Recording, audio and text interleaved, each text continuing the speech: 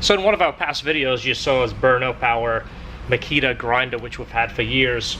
And I've been using this size grinder forever. I mean, since I started my apprenticeship in '85, a long time ago, right?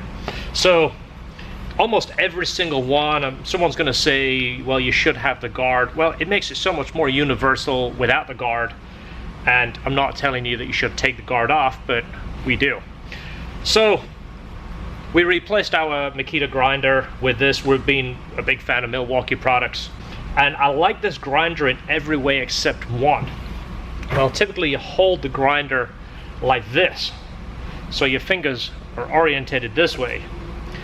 The Makita grinder had a switch here, which I believe almost every grinder I've used, the switch is located here, right where your thumb would be.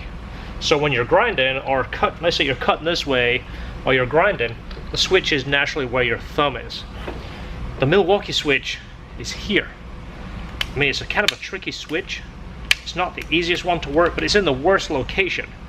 If you're holding it here, your fingers are closer to the blade as opposed to when you're here. Your fingers, this finger is furthest away. You see that when I spin my hand this way? See how my fingers are? Of course you don't want your fingers getting caught up in that. So my biggest complaint of this has been the switch. And it's to a point where I was gonna just get rid of the grinder and go back to a Makita just because of the switch orientation. Because we do a lot of cutting, and this is more of a natural place.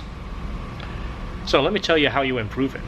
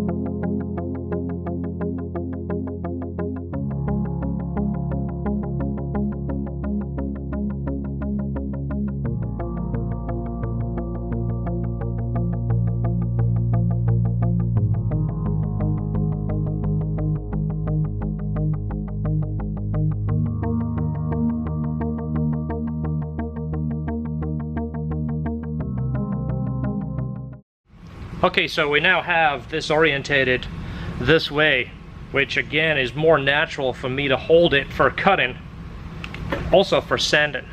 So don't forget your safety glasses, and if everything went well, and